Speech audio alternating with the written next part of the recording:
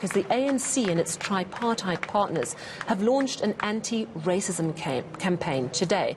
It's in solidarity with those who've been protesting against police brutality against black people in the United States, as you can see on our screen. The ANC, SA Communist Party and Cosatu say they're concerned about the loss of black lives at the hands of police. And it's not only in the US, but they're concerned about what's happening at home as well.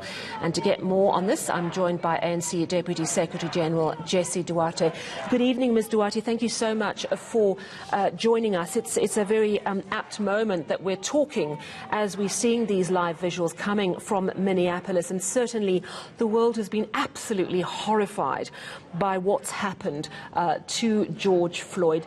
Probably because it's not the first time, it's not the second or even the third time. This is a string of attacks on black people in the United States of America. Just tell us what's led your party to make the decision they have with the Tripartite Alliance to do something.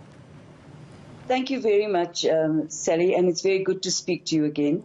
I think it wasn't only the murder of George Floyd that inspired our decision to have an anti-racism campaign, but also the misogynist racist campaign against Minister Nkosazana Dlamini-Zuma on social media, and commentators sometimes making remarks about her which are very racist. We've been discussing this because the problem is, of course, that security services also here in our country have been accused of taking things a little bit further than the law allows them to. And one of the things we cannot say is that it is racism here where the security forces are concerned, because it's just sheer violence. But in the United States over the last 9 or 10 years, there's been a pattern of killing of young black men.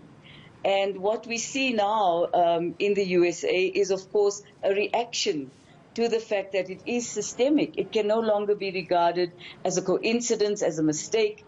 It clearly has to be regarded as something serious and systemic. And coming back to home again, our view is that we treat racism on an individual by individual basis. We've had campaigns.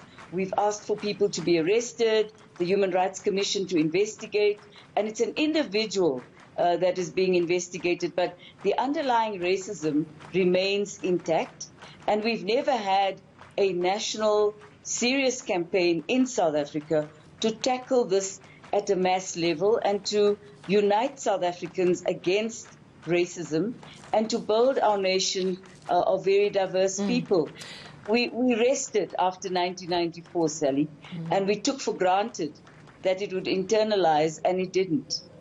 Absolutely, and I think that there is much work to be done, and it comes up every now and then with racist Facebook posts and racist incidents where horrific things happen.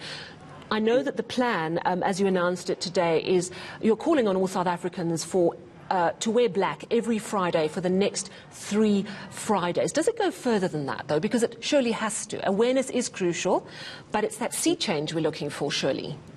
Absolutely. Firstly, I think as every campaign works, you start by conscientizing people and get them to accept and acknowledge that there is something I can do to change this.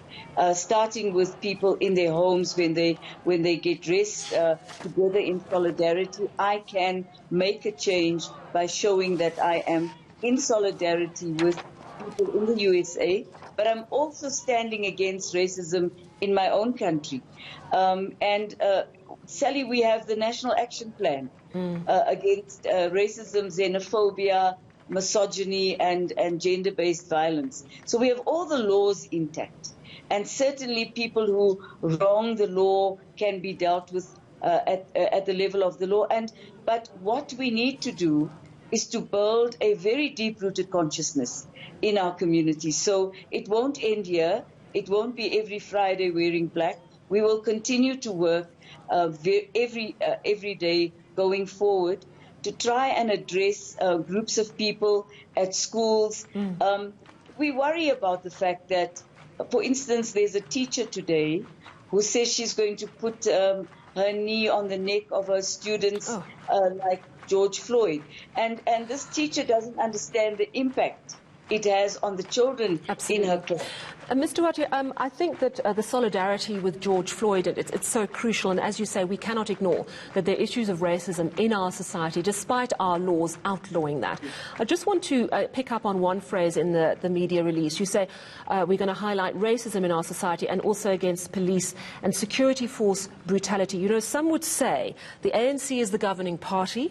Surely a campaign like this is misplaced, because you hold the levers of power. You've had the power to make the change. So a campaign like this is misplaced. What would you say to that? I would say, Sally, that, you know, the training of the police is not the responsibility of the ANC as the NGO outside of government. Police are trained very independently at a police training college. And I think we've stepped a little bit away from interfering in how the training should be done. But we certainly believe now that we need to exert pressure on our cabinet ministers who are responsible for those areas of work, that we must demand a better training of our police. We also understand that the police are under pressure. We also understand that they're in the front line in the coronavirus pandemic. And, you know, not all police people and army individuals are wrong. A few have done this, and that creates a global perspective that maybe there's a bigger problem. We can't take that chance. A person has died. A person has died, and what we did was the normal thing. The matter goes to court, and the court decides what the outcome should be. We do need, yes, as you said, we must take responsibility, and we will. And we can write a broad policy perspective on how we'd like our country to be policed. Jessie Duarte, I have to ask for your response. I'm so sorry to interrupt. We are running out of time, but I have to ask, how do you feel about the death of Collins Khoza? Feel very unhappy about it. Deeply, deeply unhappy, I have to say. You know, because it was an unnecessary death, frankly speaking. And naturally, the community did stand up, and we do stand up. But as I said, Sally, then the thing goes to court. The courts decide otherwise, and we take the court's position as the position that must maintain in society. And maybe that's where we are wrong. We have to stop it. Absolutely. Thank you very much. ANC Deputy Secretary General Jessie Duarte telling us about a campaign, an anti-racism campaign, calling on all South Africans to wear black for the next 3 Fridays, in part to support George Floyd and the anti-racism movement in the United States.